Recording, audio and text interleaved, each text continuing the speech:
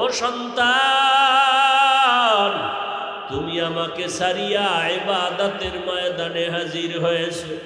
আমি মায়ের অন্তরে কোনো দুঃখ নাই, তুমি ইবাদত করবা, আমি মায়ের কোনো বাধা নাই। তবে তুমি একবার একটু নিচে নেমে আসো। আমি মা তোমাকে না দেখে পাগলের মতো হয়ে গেলাম। একবার আইসা আমাকে মা বলে ডাক দাও। আমি মায়ের চেহারাটা দেখো। আমি মা তোমার চেহারাটা দেখে কলিজা ঠান্ডা করব। দীর্ঘ টাইম আজ মা দাঁড়ায় দাঁড়ায় সন্তানের ডাকে। মায়ার নবীও চোখের পানি ছেড়ে কাঁদেন আর বলেন, ও সাহাবায়ে কেরাম, আজও মা যখন ডাকছেন, সন্তানটা আজও নামাজের মধ্যে দাঁড়ানো। ও সন্তানেরা, ভালো করিয়া শুনিয়া নাও, ওই মায়ের মোহাব্বত ভাষা নাই বুঝাবার মতো।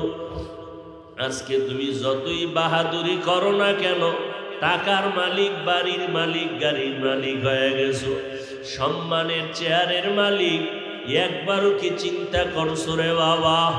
এই সম্মান, এই টাকা, এই বাড়ি গাড়ি, এগুলো কিছুই তোমার বাহাদুরি না, সব হলো দুঃখিনী মায়ের চোখের পানি আর মা বাবার দোয়ার কারণে। ওই মা বাবার দোয়া যদি না থাকতো, তুমি সম্মানের চেয়ার পাইতা না, টাকা পয়সা বাড়ি গাড়ির মালিক হতে পারতা না।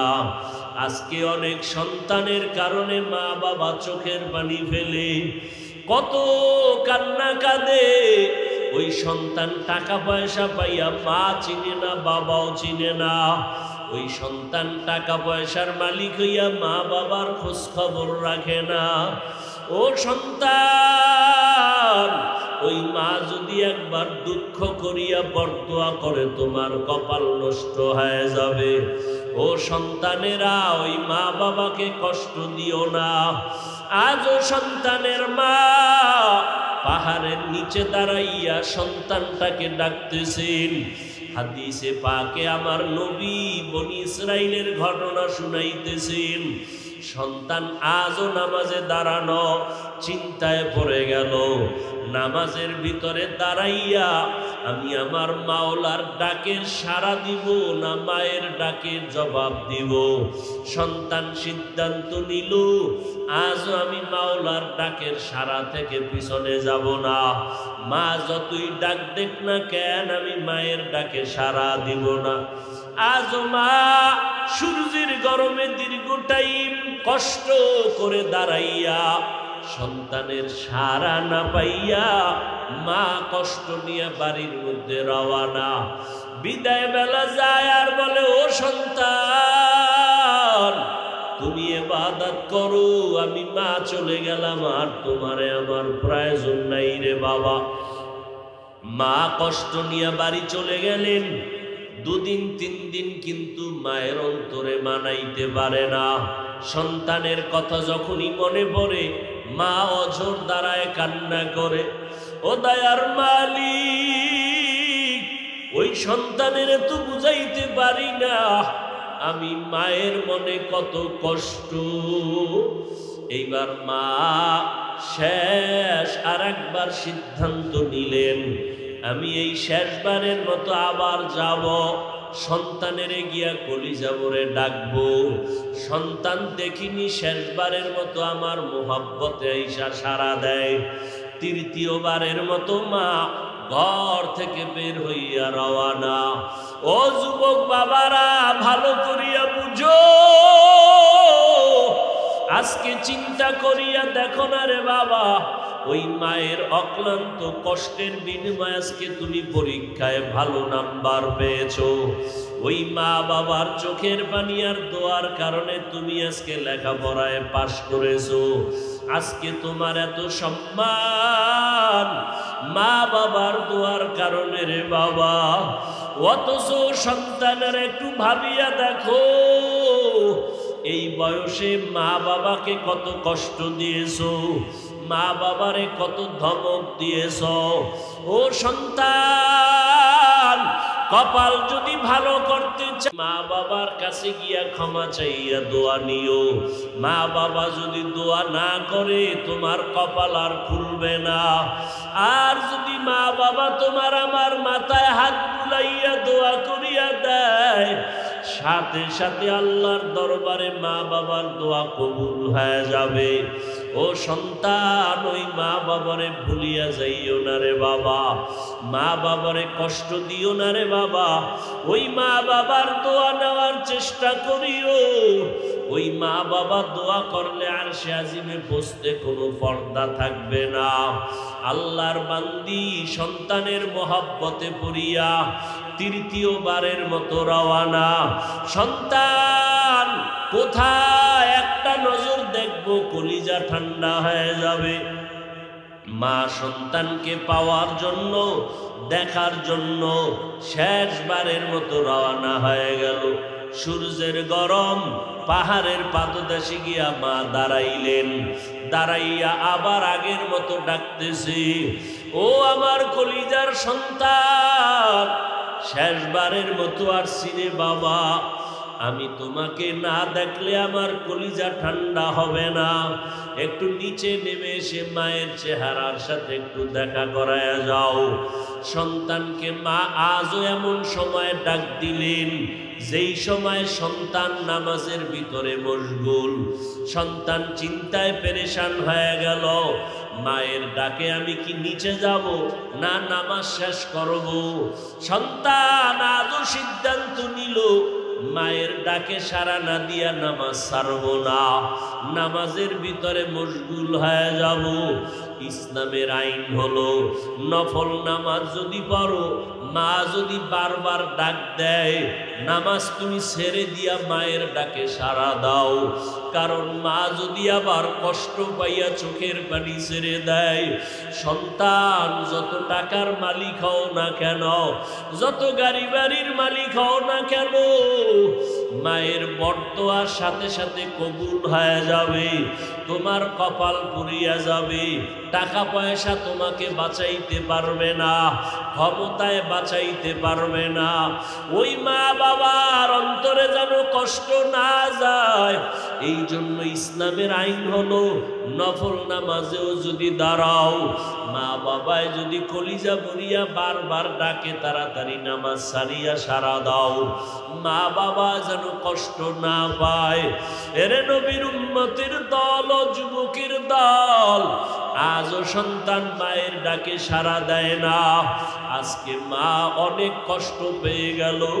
3টে দিন আসলাম, একটা দিন সন্তান আমার ডাকে সাড়া দিল না। ফুসাকুম ওয়া আহলিকুম নারা।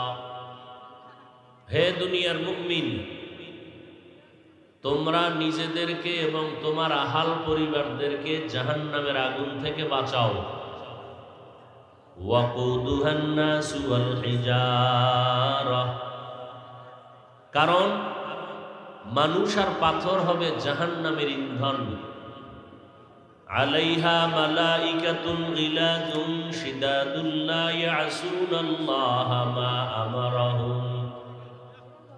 ওই জাহান্নামে দায়িত্বে যারা নিয়োজিত ফেরেশতা, আল্লাহ বলেন এরা কঠোর অন্তরের মালিক হবে, শক্ত অন্তরওয়ালা। ওয়ায়াফআলুনা মা ইউমারুন।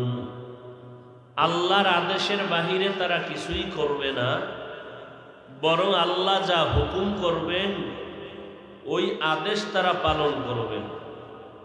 নবীজি বলেন, আলা কুল্লুকুম রাঈন ওয়া কুল্লুকুম মাসউলুন আন রাইয়াতিহি। সাবধান হে উম্মত, তোমরা প্রত্যেকেই দায়িত্বশীল। আল্লাহর দরবারে দায়িত্বের কারণে জবাবদিহিতার কাঠগড়ায় সকলকেই হাজির হতে হবে। নবীজি হাদিস যখন সাহাবায়ে কেরামদেরকে শুনাইলেন, সাহাবায়ে কেরামদের মধ্য থেকে কেউ প্রশ্ন করলেন, হে রাসূল করিম সাল্লাল্লাহু আলাইহি ওয়াসাল্লাম, কে কার উপরে দায়িত্বশীল? নবীজি বললেন, যার অধীনে যারা বসবাস করে অধীনস্থদের জন্য কর্তা বা গার্ডিয়ান দায়িত্বশীল। যেমন সন্তান পিতামাতার অধীন, মা বাপ সন্তানের দায়িত্বশীল, স্ত্রী স্বামীর অধীন, স্বামী স্ত্রীর দায়িত্বশীল, ছাত্র শিক্ষকদের অধীন, শিক্ষকগণ ছাত্রদের দায়িত্বশীল, একজন মেম্বার ওয়ার্ডের মানুষের দায়িত্বশীল, মসজিদের ইমাম খতিব মুসল্লিদের দায়িত্বশীল, একজন চেয়ারম্যান ইউনিয়নবাসীর দায়িত্বশীল, সরকার গোটা দেশবাসীর দায়িত্বশীল, ওলামায়ে আহলে হক গোটা উম্মতের দায়িত্বশীল। আর একজন সাহাবায়ে কেরামদের মধ্য থেকে প্রশ্ন করলেন, ইয়া রাসূলুল্লাহ, আমার অধীনে কেউ নাই, আমিও কারো অধীনে নেই, আমার দায়িত্ব কি? নবীজি বললেন, আপনি আপনার অঙ্গ প্রত্যঙ্গের দায়িত্বশীল।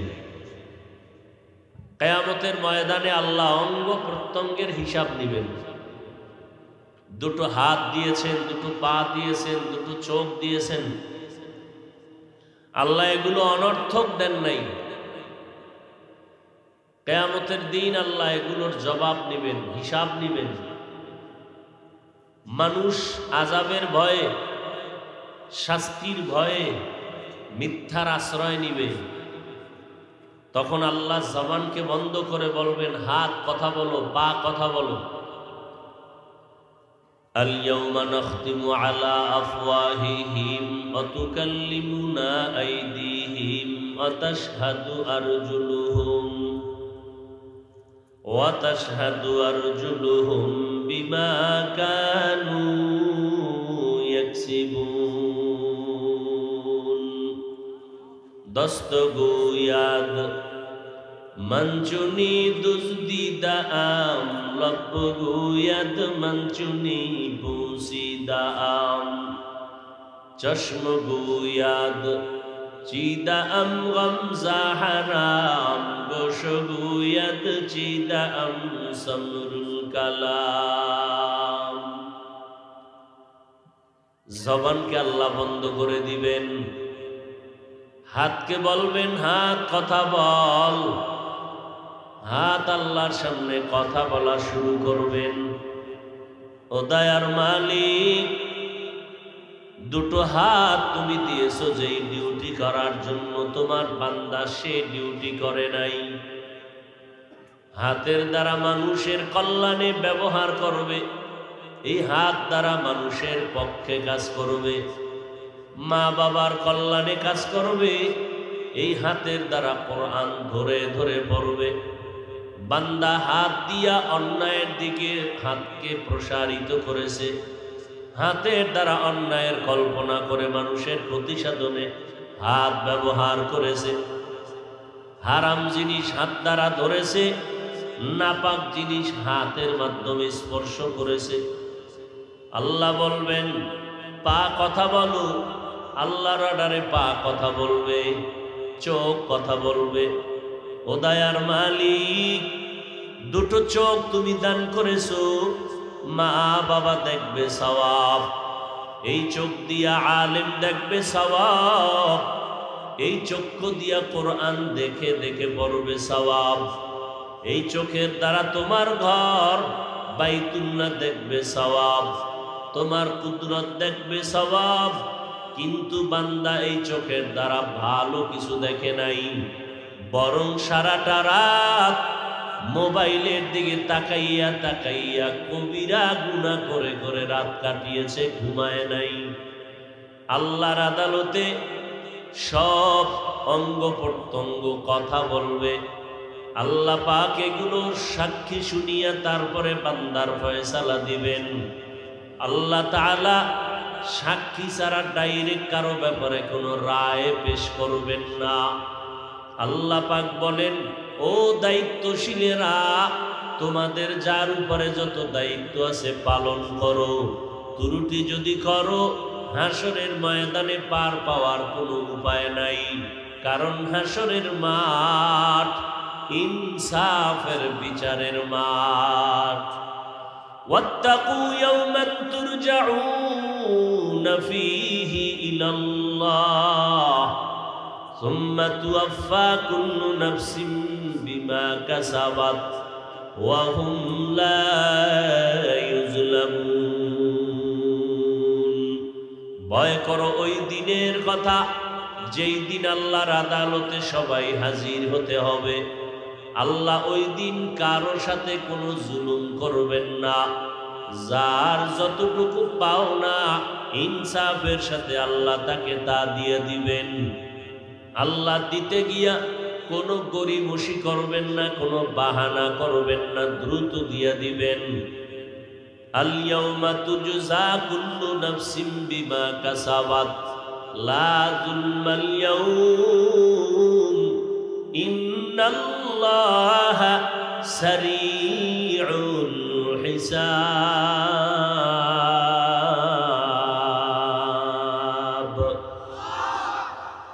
আল্লাহ তাআলা বলেন, হাসরের ময়দান বড় ভয়ঙ্কর হবে। আল্লাহ পাক কারো উপর এক বিন্দু জুলুম করবেন না। ইনসাফের বিচার আল্লাহ কায়েম করবেন এবং বিচারটা খুব দ্রুত হয়ে যাবে। কত দ্রুত হবে?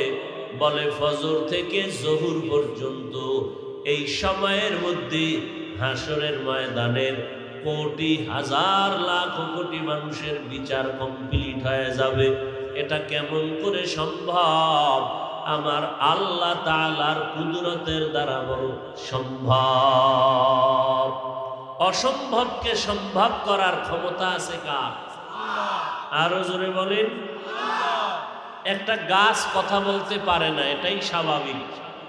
আল্লাহর কুদরতে কি পারে না? পারে না। রহমতের নবী আমার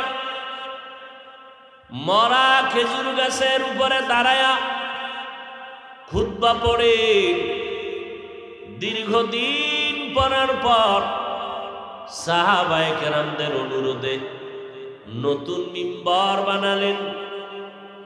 ওই মরা গাছ, মানুষের কান্নার মতো আওয়াজ।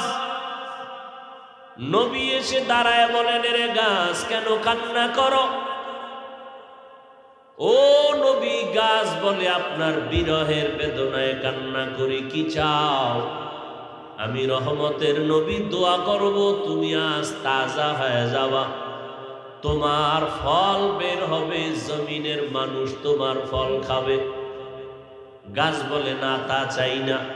তো কি চাও বলো?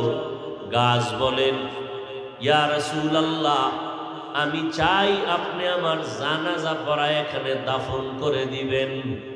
হাসরের ময়দানে আমি আপনার সাথে জান্নাতে থাকতে চাই।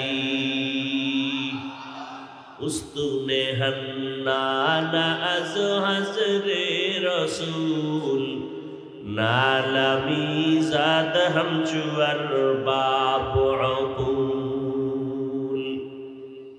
একটা মরা গাছ কথা বলতে পারে না, এটাই বাস্তবতা। কিন্তু নবীর সাথে মরা গাছ কথা বলে, এটা কেমনে সম্ভব? এর সংক্ষেপ জবাব হলো, আমার আল্লাহর কুদরতের দ্বারা সম্ভব। অসম্ভবকে সম্ভব যিনি করেন তিনি আমার আল্লাহ। এই বিশ্বাস যারা অন্তরে জমা রাখবে তারা মুমিন।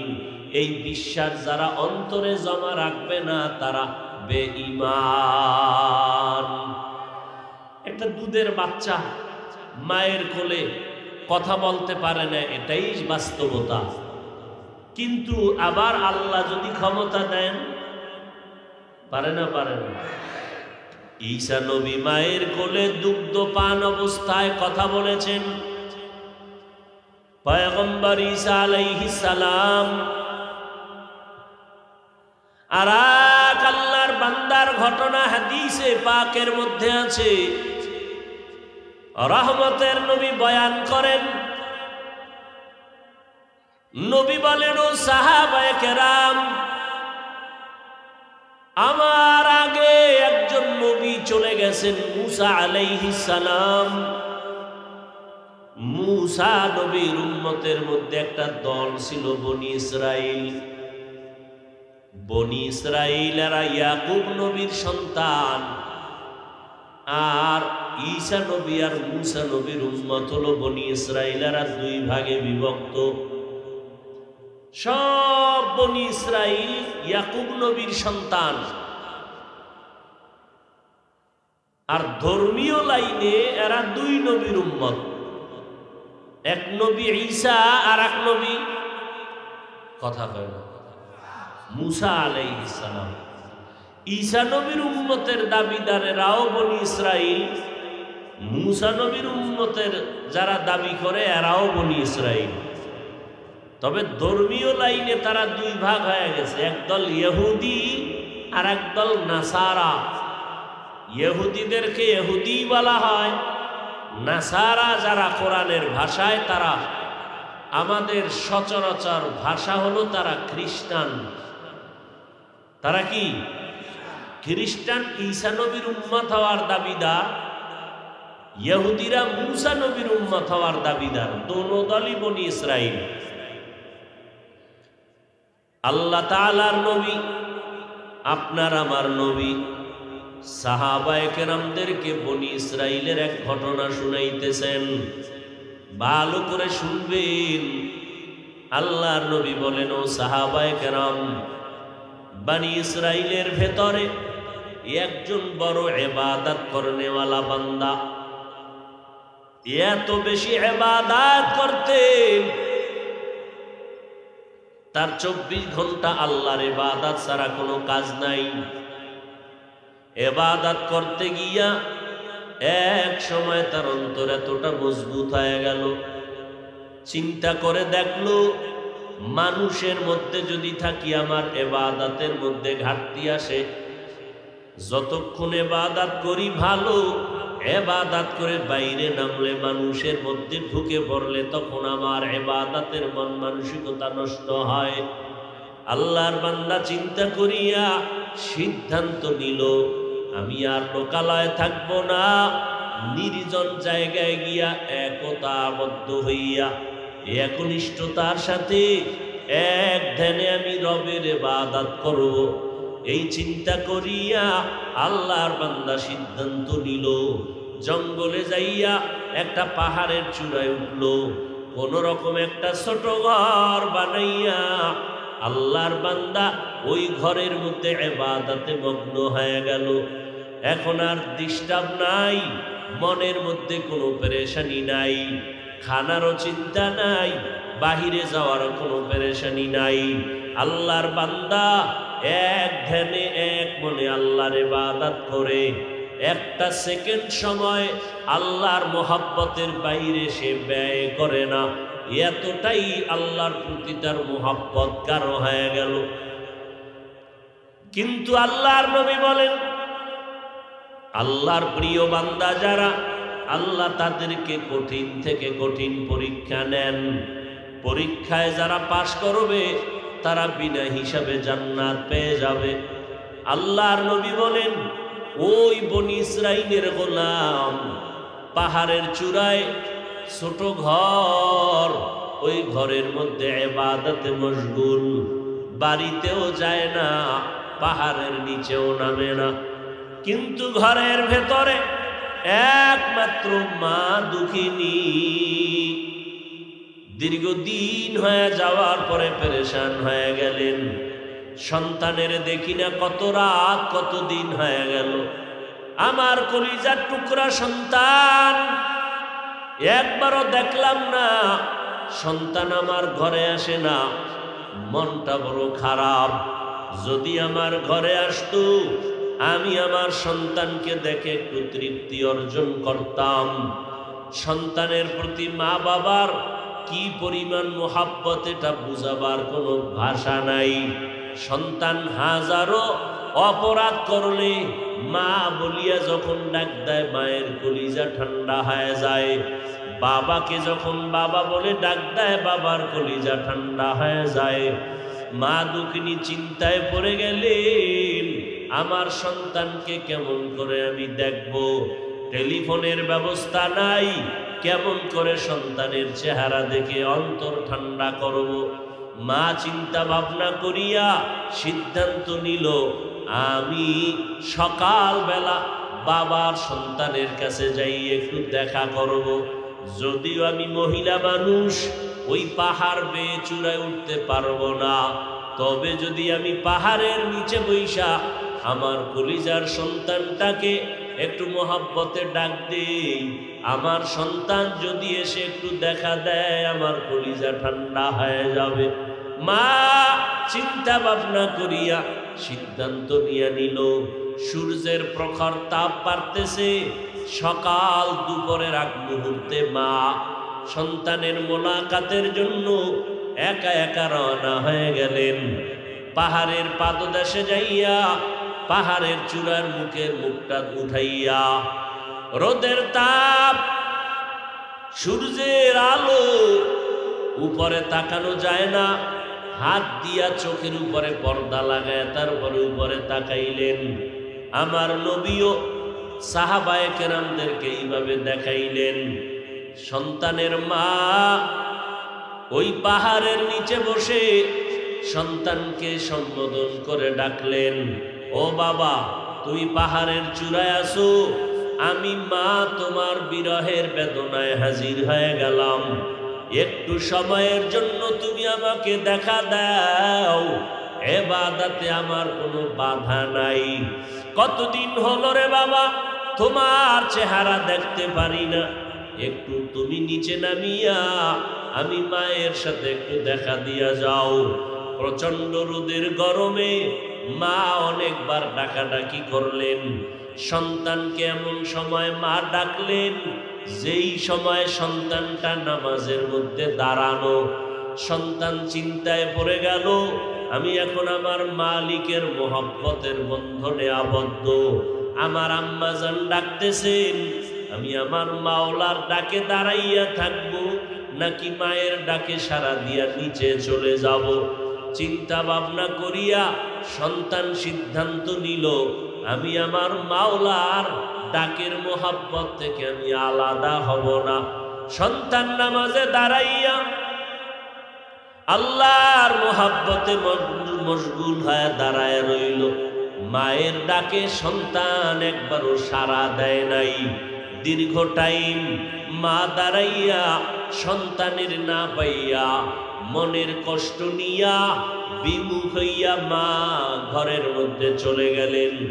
মনে মনে নিয়াত করেছেন, আমার কষ্টটা সন্তান বুঝলো না, যেহেতু বুঝেই নাই আর আমি সন্তানের কাছে আসবো না। মা ঘরে চলে গেলেন। ঘরের মধ্যে যাওয়ার পর রাতের বেলা ঘুমায়, মায়ের চোখে ঘুম আসে না। অন্তরের ভেতরে জ্বালা, অন্তরের ভেতরে মোহাব্বতের আগুন জ্বলতেছে। সন্তানটাকে না দেখলে কলিজা ঠান্ডা হবে না। একবার গেলাম, মা আবারও সিদ্ধান্ত নিলেন আর একবার যাই। সন্তান দেখিনি, আমার মোহাব্বতের ডাকে আইসা আমার সাথে মোলাকাত করে।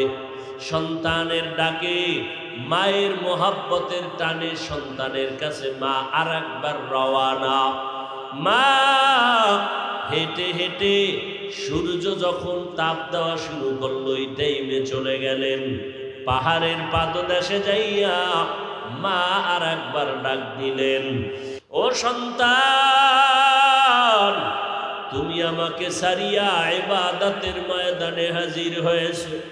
আমি মায়ের অন্তরে কোনো দুঃখ নাই, তুমি ইবাদত করবা, আমি মায়ের কোনো বাধা নাই। তবে তুমি একবার একটু নিচে নেমে আসো, আমি মা তোমাকে না দেখে পাগলনির মতো হয়ে গেলাম। একবার আইসা আমাকে মা বলে ডাক দাও, আমি মায়ের চেহারাটা দেখো। আমি মা তোমার চেহারাটা দেখে কলিজা ঠান্ডা করব। দীর্ঘ টাইম আজমা দাঁড়ায় দাঁড়ায় সন্তানের ডাকে।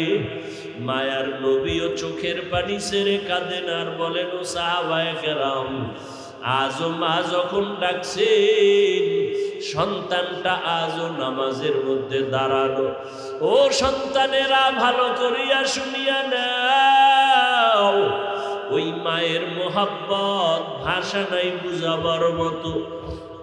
আজকে তুমি যতই বাহাদুরি করো না কেন, টাকার মালিক, বাড়ির মালিক, গাড়ির মালিক হয়ে গেছো, সম্মানের চেয়ারের মালিক, একবারও কি চিন্তা করছো রে বাবা? এই সম্মান, এই টাকা, এই বাড়ি গাড়ি, এগুলো কিছুই তোমার বাহাদুরি না, সব হলো দুঃখিনী মায়ের চোখের পানি আর মা বাবার দোয়ার কারণে। ওই মা বাবার দোয়া যদি না থাকতো, তুমি সম্মানের চেয়ার পাইতা না, টাকা পয়সা বাড়ি গাড়ির মালিক হতে পারতা না। আজকে অনেক সন্তানের কারণে মা বাবা চোখের পানি ফেলে, কত কান্না কাঁদে। ওই সন্তান টাকা পয়সা পাইয়া মা চিনে না, বাবাও চিনে না। ওই সন্তান টাকা পয়সার মালিক হইয়া মা বাবার খোঁজ খবর রাখে না। ও সন্তান, ওই মা যদি একবার দুঃখ করিয়া বরদোয়া করে, তোমার কপাল নষ্ট হয়ে যাবে। ও সন্তানেরা, ওই মা বাবাকে কষ্ট দিও না। আজও সন্তানের মা পাহাড়ের নিচে দাঁড়াইয়া সন্তানটাকে ডাকতেছেন। হাদিসে পাকে আমার নবী বনি ইসরাইলের ঘটনা শুনাইতেছেন। সন্তান আজও নামাজে দাঁড়ানো, চিন্তায় পড়ে গেল, নামাজের ভিতরে দাঁড়াইয়া আমি আমার মাওলার ডাকের সাড়া দিব না মায়ের ডাকের জবাব দিব। সন্তান সিদ্ধান্ত নিল, আজও আমি মাওলার ডাকের সাড়া থেকে পিছনে যাব না। মা যতই ডাক দেখ না কেন, আমি মায়ের ডাকে সাড়া দিব না। আজও মা সূর্যের গরমে দীর্ঘ টাইম কষ্ট করে দাঁড়াইয়া সন্তানের সাড়া না পাইয়া মা কষ্ট নিয়ে বাড়ির মধ্যে রওয়ানা। বিদায় বেলা যায় আর বলে, ও সন্তান, তুমি ইবাদত করো, আমি মা চলে গেলাম, আর তোমারে আমার প্রয়োজন নাই রে বাবা। মা কষ্ট নিয়ে বাড়ি চলে গেলেন। দুদিন তিন দিন কিন্তু মায়ের অন্তরে মানাইতে পারে না। সন্তানের কথা যখনই মনে পড়ে, মা অঝোর দাঁড়ায় কান্না করে। ও দয়ার মালিক, ওই সন্তানের তো বুঝাইতে পারি না আমি মায়ের মনে কত কষ্ট। এইবার মা শেষ আর একবার সিদ্ধান্ত নিলেন, আমি এই শেষবারের মতো আবার যাব, সন্তানের গিয়া কলিজা ভরে ডাকবো। সন্তান দেখিনি শেষবারের মতো আমার মোহাব্বতে আইসা সাড়া দেয়। তৃতীয়বারের মতো মা ঘর থেকে বের হইয়া রওয়ানা। ও যুবক বাবারা, ভালো করিয়া বুঝো, আজকে চিন্তা করিয়া দেখো না রে বাবা, ওই মায়ের অক্লান্ত কষ্টের বিনিময়ে আজকে তুমি পরীক্ষায় ভালো নাম্বার পেয়েছো। ওই মা বাবার চোখের পানি আর দোয়ার কারণে তুমি আজকে লেখাপড়ায় পাশ করেছো। আজকে তোমার এত সম্মান মা বাবার দোয়ার কারণে রে বাবা। অথচ সন্তানের একটু ভাবিয়া দেখো, এই বয়সে মা বাবাকে কত কষ্ট দিয়েছো, মা বাবারে কত ধমক দিয়েছ। ও সন্তান, কপাল যদি ভালো করতে চাই, মা বাবার কাছে গিয়া ক্ষমা চাইয়া দোয়া নিও। মা বাবা যদি দোয়া না করে, তোমার কপাল আর খুলবে না। আর যদি মা বাবা তোমার আমার মাথায় হাত বুলাইয়া দোয়া করিয়া দেয়, সাথে সাথে আল্লাহর দরবারে মা বাবার দোয়া কবুল হয়ে যাবে। ও সন্তান, ওই মা বাবারে ভুলিয়া যাইও না রে বাবা, মা বাবারে কষ্ট দিও না রে বাবা। ওই মা বাবার দোয়া নেওয়ার চেষ্টা করিও। ওই মা বাবা দোয়া করলে আরশে আজিমে বসতে কোনো পর্দা থাকবে না। আল্লাহর বান্দি সন্তানের মহব্বতে পড়িয়া তৃতীয়বারের মতো রওয়ানা। সন্তান কোথায় একটা নজর দেখবো, কলিজা ঠান্ডা হয়ে যাবে। মা সন্তানকে পাওয়ার জন্য, দেখার জন্য শেষবারের মতো রওনা হয়ে গেল। সূর্যের গরম, পাহাড়ের পাদদেশে গিয়া মা দাঁড়াইলেন। দাঁড়াইয়া আবার আগের মতো ডাকতেছে, ও আমার কলিজার সন্তান, শেষবারের মতো আসছি রে বাবা। আমি তোমাকে না দেখলে আমার কলিজা ঠান্ডা হবে না। একটু নিচে নেমে এসে মায়ের চেহারার সাথে একটু দেখা করায়া যাও। সন্তানকে মা আজও এমন সময় ডাক দিলেন যেই সময় সন্তান নামাজের ভিতরে মশগুল। সন্তান চিন্তায় পেরেশান হয়ে গেল, মায়ের ডাকে আমি কি নিচে যাব না নামাজ শেষ করব? সন্তান আজও সিদ্ধান্ত নিল মায়ের ডাকে সাড়া না দিয়া নামাজ ছাড়ব না, নামাজের ভিতরে মশগুল হয়ে যাব। ইসলামের আইন হলো নফল নামাজ যদি পড়ো, মা যদি বারবার ডাক দেয়, নামাজ তুমি ছেড়ে দিয়া মায়ের ডাকে সাড়া দাও। কারণ মা যদি আবার কষ্ট পাইয়া চোখের পানি ছেড়ে দেয়, সন্তান যত টাকার মালিক হও না কেন, যত গাড়ি বাড়ির মালিক হও না কেন, মায়ের বরদোয়ার সাথে সাথে কবুল হয়ে যাবে, তোমার কপাল পুড়িয়া যাবে। টাকা পয়সা তোমাকে বাঁচাইতে পারবে না, ক্ষমতায় বাঁচাইতে পারবে না। ওই মা বাবার অন্তরে যেন কষ্ট না যায়, এই জন্য ইসলামের আইন হলো নফল নামাজেও যদি দাঁড়াও, মা বাবায় যদি কলিজা ভরিয়া বারবার ডাকে, তাড়াতাড়ি নামাজ ছাড়িয়া সারা দাও, মা বাবা যেন কষ্ট না পায়। এরে নবীর উম্মতের দল ও যুবকের দল, আজও সন্তান মায়ের ডাকে সাড়া দেয় না। আজকে মা অনেক কষ্ট পেয়ে গেল। 3টে দিন আসলাম, একটা দিন সন্তান আমার ডাকে সাড়া দিল না। আজকে মা এত ভীষণ কষ্ট পাইয়া চোখের পানি ছেড়ে কান্না শুরু করলেন। সর্বশেষ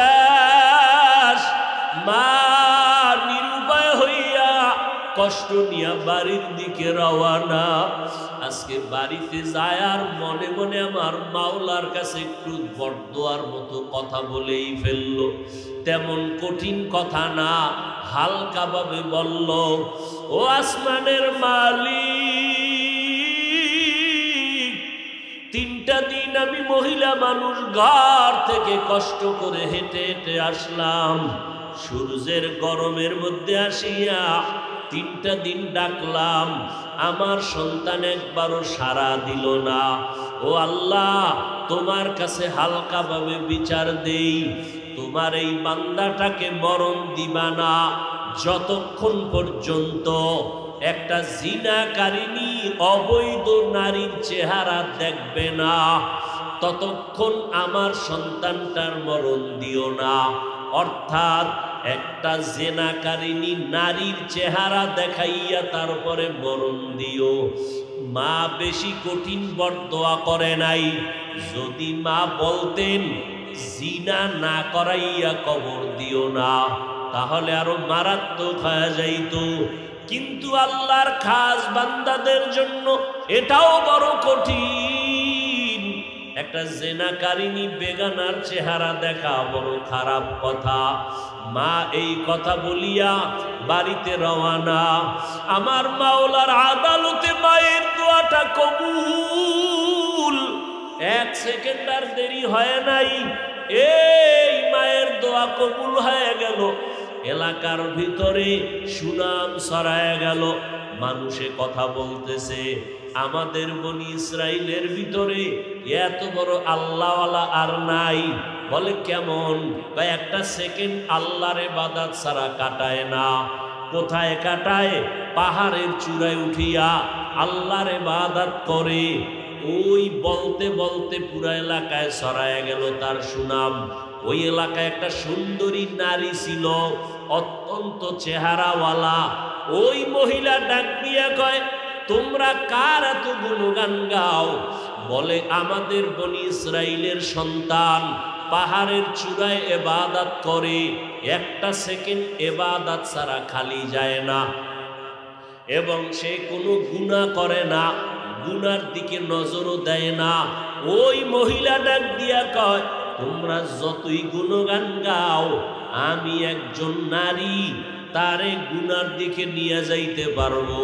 আমার চেহারাটা দেখলেই সে পাগল হয়ে যাবে। এইবার সবাই কয় পারবা না। মহিলা কয় চ্যালেঞ্জ দিলাম আমি পারবো। ওই বান্দাকে আমি আমার দিকে নজর ফিরাইতে, আর আমার দিকে যখন নজরটা ফিরে যাবে ইবাদতের লাইন কেটে যাবে। বেগানার দিয়ে তাকাইলে মাওলা কলবের দরজা বন্ধ করে দেয়। আল্লাহ আমাদের নজরকে হেফাজত করার তৌফিক দান করেন, বলেন আমিন। আল্লাহর বান্দি সুন্দরী নারীটা পাহাড় বেয়ে বেয়ে উপরে চলে গেল। অনেক মানুষ দেখার জন্য ভিড় জমায়ে গেল। এমন সময় ওই সুন্দরী নারীটা যখন আল্লাহর বান্দার ইবাদতখানার মধ্যে গিয়া ঢুকলো, এমন একটা টাইমে ঢুকছে যেই টাইমে আল্লাহর বান্দা নামাজে দাঁড়ানো। মহিলা ঘরের ভিতরে একা, আর ইবাদত করনেওয়ালা সন্তানও একা, আর কেউ নাই। মহিলার দিকে আকর্ষণ বাড়ানোর জন্য, মহিলার চেহারার দিকে নজর নেওয়ার জন্য যত ধরনের সিস্টেম করা দরকার ওই মহিলা তাই করলো। কিন্তু আল্লাহ পাকের কুদরত, ওই বান্দার নজরটা একবারের জন্য বেগানার দিকে যায় নাই। মহিলা হাজারো অপচেষ্টা করিয়া ব্যর্থ হয়ে গেল। ইবাদতের বান্দাটা একটা নজর ওই বেগানার দিকে দেয় না। মহিলার ভিতরে জিদ বেড়ে গেল, রাগ আরো বেড়ে গেল।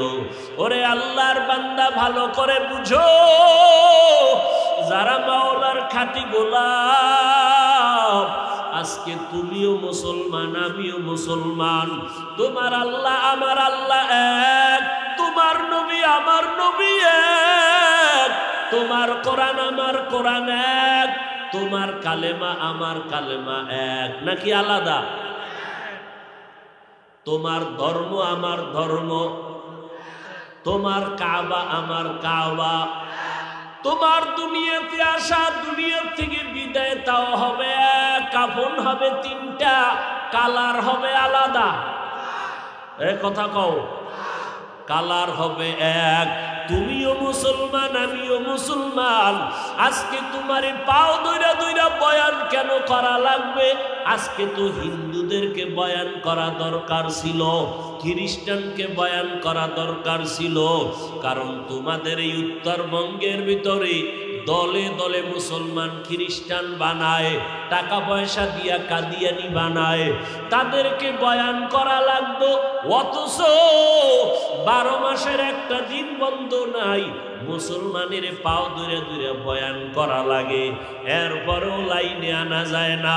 তুমিও মুসলমান, আমিও মুসলমান, তোমার আল্লাহ আমার আল্লাহ এক, তোমার আমার নবী এক, কালেমা এক, কোরআন এক, হাদিস এক, নবী এক, কাবা এক। অথচ তোমার দাড়ি রাখতে লজ্জা লাগে, আমার দাড়ি কাটতে লজ্জা লাগে। তোমার টুপি মাথায় দিতে লজ্জা লাগে, আমার টুপি মাথায় না দিলে লজ্জা লাগে। তোমার পর্দা করতে লজ্জা লাগে, আর আমার পর্দা না করলে লজ্জা লাগে। তোমার মসজিদে ঢুকতে লজ্জা লাগে, আর আমার মসজিদে না ঢুকলে লজ্জা লাগে। তুমি আজকে প্যান্ট শার্টটাই পরো, কত মজা, লম্বা জামা পরতে লজ্জা পাও, আর আমি লম্বা জামা না পরলে লজ্জা পাই। বলো, তুমিও মুসলমান, আমিও মুসলমান। ও বান্দা, তুমিও পানি পান করো, আমিও পানি পান করি। আজকে তুমি বাম হাতে পানি পান করো, আর আমি ডান হাত ছাড়া পান করি না। তুমি আজকে যুক্তি দিয়া এরপরে আমাকে বসায়া দাও। ও মুসলমানের সন্তান, আবার তোমাদের লাইনে আমাদের মতো হুজুর না, জীবনে মাদ্রাসায় পড়ে নাই, তোমার মতো লাইনের বহু আল্লাহর বান্দা স্কুলে পড়ে, কলেজে পড়ে, চাকরি করে, ব্যবসা করে, 5 বেলার নামাজি আছে না নাই?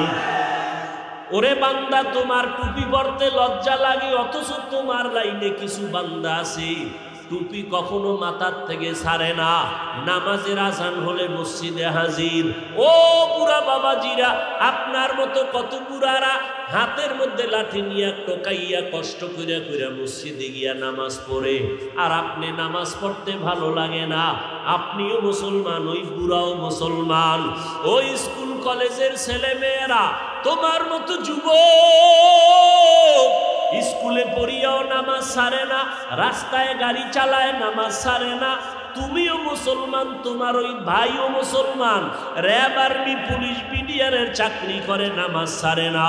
তুমিও মুসলমান, তারাও মুসলমান। ও আল্লাহর বান্দারা, ও পর্দার আড়ালের আম্মা জানেরা, আমরা আল্লাহর রাস্তায় চলতেছি। ও পর্দার আড়ালের মা, আপনাদের মধ্যে থেকেই তো দুনিয়াতে নবী আসছেন, সাহাবায়ে কেরাম আসছেন, ওলিয়া উলিয়া আসছেন, হাফেজে কোরআনরা আসছেন। আপনারা তো হাফেজে কোরআনের মায়ের মতো মা, আপনারা তো নবীদের মায়ের মতো মা, আপনারা তো খাদিজা রাদিয়াল্লাহু আনহার মতো নারী, আপনারা তো ফাতেমা রাদিয়াল্লাহু আনহার মতো নারী, আয়েশা রাদিয়াল্লাহু আনহার মতো নারী।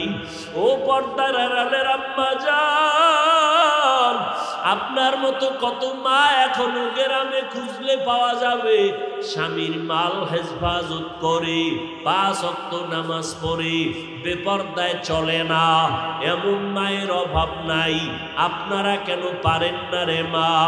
আল্লাহর কাছে তওবা করেন। ও যুবকেরা, এখনো সময় আছে, তওবা করো।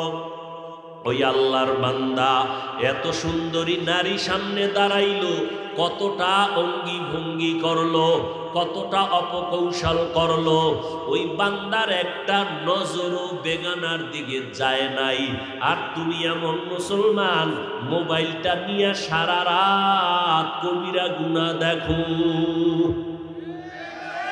আছে না নাই? সারাটা রাত দরওয়াজা জানালা বন্ধ, মা দেখে না, বাবায় দেখে না, তুমি মোবাইলে কি করো। দেখনেওয়ালা কেউ আসেনি? কে আছে? ওই মাওলারে কেমনে ফাঁকি দিবি রে গুনাহগার? ওই আল্লাহরে ফাঁকি দিয়া কই যাবি রে ভাব? ওই আল্লাহর ধরা থেকে ফেরাউন বাঁচতে পারে নাই, ওই আল্লাহর ধরা থেকে নমরুদ বাঁচতে পারে নাই, ওই আল্লাহর ধরা থেকে দুনিয়ার কোনো নাফরমান বাঁচতে পারে নাই। ও আল্লাহর বান্দারা, এখনো সময় আছে, তওবা করো। ওই আল্লাহর বান্দার সামনে ওই সুন্দরী নারীটা ব্যর্থ হইয়া এইবার নিচে নেমে আসলো, পারলো না। পাহাড়ের নিচে নাইমা আসার পরে সামনে একটা খোলা ময়দান, ওই ময়দানে এক রাখাল বকরি চড়ায়। মহিলাটা রাখালের কাছে চলে গেল, খেয়াল করো, মহিলাটা রাখালের কাছে চলিয়া গেল। ওই রাখালের ধোকা দিয়া এমন ভাবে আকৃষ্ট করলো, রাখালের সাথে তার জিনা হয়ে গেল। জিনার মধ্যে একটা বাচ্চা গর্ভে চলে আসলো। ওই বাচ্চাটা গর্ভে ধারণ করলো। বৈধ না অবৈধ? অবৈধ বাচ্চা গর্ভে নিয়া ওই সুন্দরী নারীটা সবাইরে বলতেছি, তোমগো ইবাদত করনেওয়ালা বান্দারে ধোকা দিছি। সত্য কয় না মিথ্যা কয়? মিথ্যা কয়। বাচ্চাটা যখন দুনিয়াতে ভূমিষ্ঠ হলো, এইবার বাচ্চাটারে কোলে নিয়া এই জেনাকারিনী বেশ্যা নারী বাচ্চাটা কোলের মধ্যে নিয়া এলাকার বড় বড় মাতুব্বার যারা, বড় বড় ধনী মাথাওয়ালা, এগো সামনে গিয়া কয়, এই যে বাচ্চা, এটা জানুনি কার? কয় জানি না। ওই পাহাড়ের চূড়ায় যিনি ইবাদত করে তার বাচ্চা, আমার সাথে ওই ইবাদত করনেওয়ালা জেনা করেছে, এই জেনার বাচ্চা অবৈধ। তুমগো ইবাদত করনেওয়ালার সবার মাথা গরম হয়ে গেল। আমাদের এত সুনাম, ওই ভাইজানের এত গুণগান বলি, এত বড় আল্লাহওয়ালা, এত সুনাম গাইলাম, তার এই অবস্থা, আমরা তার কথা শুনতে রাজি না। লাঠি ছোটা হাতে নিয়া পাহাড়ের চূড়ায় চলে গেল। পাহাড়ে উঠিয়া এবার তার ঘর ভেঙ্গে দিল। এক পর্যায়ে ওই আল্লাহর বান্দার শরীরের উপরে বেতের আঘাত যখন শুরু করলো, আবেদ বান্দা চোখের পানি সারিয়া কয়, বাবারা 1 সেকেন্ডের জন্য দাঁড়াও, তোমরা আমার গায়ে হাত তুলতেছো কারণ কি? বলে, শুনছি তুমি আমাকে এই সুন্দরীর সাথে জিনা করেছো, অবৈধ বাচ্চা হয়েছে। ওই আল্লাহর বান্দা চোখের পানি ছেড়ে বলে, আল্লাহর কসম, আমি একটা গুনাহও করি নাই। খবরদার। বলে না সবাই, মহিলা ঘুরে ঘুরে বলে তুমি জিনা করেছো, এখানে তো সাক্ষীরও কোনো কায়দা নাই। আল্লাহর বান্দা ইবাদত করনেওয়ালা বলে, ওই মহিলাটাকে ডাক দাও, আমার সামনে হাজির করো। মনে আসেনি মা কি বলছিল? ও আল্লাহ, আমার সন্তানটারে একটা অবৈধ নারীর চেহারা না দেখাইয়া মরণ দিবা না। তোমার কাছে এটা কঠিন কিছু না, কিন্তু একজন ইবাদত করনেওয়ালার কাছে জীবন ধ্বংসের মতো। বেগানার নজর দেওয়া, একটা জেনাকারিনীর চেহারা দেখা, এটা ইবাদতের লাইন কাইটে যাওয়ার কারণ। এটা তোমারে তো বুঝানোই যাবে না। ওই আল্লাহর বান্দার জন্য মা বলেছিলেন, জেনাকারিনীর চেহারা না দেখাইয়া আমার সন্তানের মরণ দিবা না। এইবার মায়ের দোয়া কবুল হচ্ছে, সবাই দৌড়াইয়া গেল। এই তুমি বাচ্চা নিয়ে আসো আমাদের আল্লাহর ওলির দরবারে, তার সামনে দাঁড়াইয়া তুমি বলতে পারবানি? হ্যাঁ বলবো। চলো চলো। এবার নিয়ে যখন রওয়ানা, পাহাড়ের উপরে উঠিয়া হাজারো মানুষ, ওই সুন্দরী নারী বাচ্চা নিয়ে দাঁড়ানো, ইবাদত করনেওয়ালা চোখের হেফাজতের জন্য লোকালা বাদ দিয়ে আসছে পাহাড়ের চূড়ায়। কিন্তু আজকে বেগানার নজর দিতে হবে, জেনাকারিনীর চেহারা সামনাসামনি হবে, না হয় বাঁচার উপায় নাই। নামাজের মুসাল্লায় দাঁড়াইয়া চোখের পানি সারিয়া কয়, মালিক তুমি জানো আমি কোনো অপরাধ করি নাই, আমার বিরুদ্ধে অপবাদ রটায়। ও আল্লাহ, আমার তো কোনো সাক্ষী নাই, তুমি কুদরতের ফয়সালা করে দাও। ও আল্লাহ, তুমি জানো আমি তো কোনো গুনাহ করি নাই, মানুষ আমার বিরোধিতা করে। ও আল্লাহ, তুমি আমাকে পবিত্র বানায় দাও, পবিত্র প্রমাণ করে দাও। এইভাবে কান্নাকাটি কইরা এইবার জিনাকারিনী মহিলার সামনে আইসা ডাক দিয়া কয়, তুমি আমার বিরুদ্ধে অপবাদ দিছো? বলে হ্যাঁ। কি দিছো? কয় বাচ্চা তোমার। দে বাচ্চা আমার হাতে দে। এবার ওই বেশ্যা জাহান্নামী জিনাকারী নারীর হাত থেকে দুধের বাচ্চাটা কোলের মধ্যে নিয়া আল্লাহর বান্দা চোখের পানি ছেড়ে কাঁদেন, আর সবার সামনে দুধের বাচ্চাটারে জিজ্ঞাসা করে, এই বাচ্চা কথা বল, বল তাড়াতাড়ি তোর বাবাকে। বাচ্চাকে যখন প্রশ্ন করলো, বাচ্চাটা কথা বলতে পারতো না। ওই যে নামাজ পড়া মাওলার কাছে কান্নাকাটি করে দোয়া করছি, আল্লাহ কুদরতের রাস্তা খুলে দিছেন, বাচ্চার জবান খুলে গেছে। দুধের বাচ্চা ডাক দিয়া কয়, আমার বাবা হলো ওই রাখাল, আমার বাবা হলো ওই রাখাল। এইবার আল্লাহর বান্দা পবিত্র হয়ে গেল, ওই জিনার অপবাদ থেকে আল্লাহ বাঁচাইলেন, আর মায়ের বরদোয়াটাও কাজে লাগাইলেন। মা বলছিল জেনাকারিনীর চেহারা না দেখে মরণ হবে না, চেহারাও দেখাইলেন, আর মাওলার কাছে চোখের পানি ছেড়ে কান্না করেছেন। আল্লাহ তার ইজ্জত হেফাজত করলেন। এইবার সব মানুষ মহিলার উপরে ক্ষিপ্ত হয়ে গেল। এরে নবীরা আশিক উম্মতের দল, ওই আল্লাহ এখনো আসে না নাই?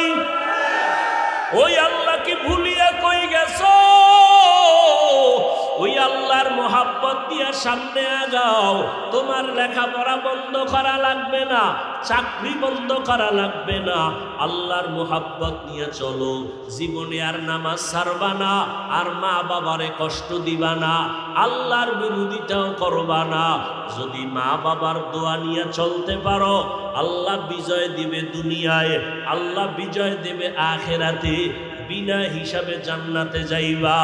পিছনে যারা অপরাধ করেছো রে বাবা, ও যুবক, আল্লাহ হেদায়েতের মালিক, কয়দিন আর বাহাদুরি করবা? আল্লাহর কাছে বিনয়ের সাথে তওবা করো। গুনার কথার দিকে তাকাইয়া মনে মনে আমার মাওলারে ডাক দাও, ও আল্লাহ, জীবনে তো কম নামাজ ছাড়ি নাই, কম বেপরদায় চলি নাই, আজকে থেকে তৈরি হয়ে গেলাম, আর নামাজ ছাড়ব না।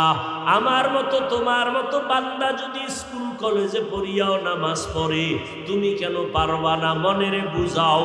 তোমার মতো যুবক যদি গাড়ি চালাইয়া নামাজ পড়ে, তুমি কেন পারবা না?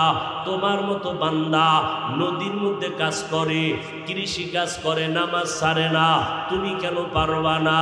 আল্লাহর কাছে হেদায়েতের জন্য দোয়া চাও, মা বাবার দোয়া নিয়ে চলবা, আর কোনোদিন দাড়ি কাটবা না, মা বাবারে কষ্ট দিবা না, আলেমদের বিরোধিতা করবা না, নবীর তরিকার বাহিরে চলবা না। তওবা করার মতো যদি অন্তর তৈরি হয়, মুনাফিকি যদি অন্তরে না থাকে, ও যুবক, পায়ে হাত রেখে বলে গেলাম, আমার মতো হুজুর হইতে তোমাকে বলি না, মাওলানা হইতেও বলি না, তুমি ডাক্তার হও, ইঞ্জিনিয়ার হও, তবে আল্লাহর হুকুম মতো চলিও, নবীর তরিকা মতে চলিও, মা বাবার দোয়া নিয়ে চলিও, আলেমদের পরামর্শ নিয়ে চলিও, নবীর মোহাব্বত নিয়ে চলিও। তোমার ব্যবহারে যেন কেউ কষ্ট না পায়, তোমার আদর্শ দিয়া যেন অন্ধকার দূর হয়ে যায়, আদোওয়ালা জিন্দেগি নিয়ে চলিও। আল্লাহর কাছে তওবার যদি খাঁটি নিয়ত অন্তরে কারো থাকে, সে মরিয়া গেলে যাবা, নার নামাজ ছাড়বা না। আল্লাহকে যদি মন মতো বলতে পারো, আল্লাহ, হায়াতের মালিক তুমি, রিজিকের মালিক তুমি, সম্মানের মালিক তুমি, আজকে থেকে তওবার নিয়ত করলাম, নামাজ ছাড়বো না, দাড়ি কাটবো না, বেপরদায় চলবো না, মা বাবার সাথে বেয়াদবি করবো না, উলামায়ে কেরামের পরামর্শ নিয়া নবীর সুন্নাত অনুযায়ী চলবো। তওবা করার মতো যদি কারো অন্তর তৈরি হয়, খাঁটি অন্তর যদি থাকে, মুনাফিকি যদি অন্তরে না থাকে, খাঁটি তওবার নিয়ত যাদের আছে, দুটো হাত আমার আল্লাহকে দেখাইয়া দাও। আয় আল্লাহ, আমরা তওবার নিয়তে হাত তুলেছি, হাতগুলো কবুল করে নেন, তওবা কবুল করে নেন, তওবার উপরে মজবুত হইয়া চলার মতো তৌফিক দান করেন, আমিন।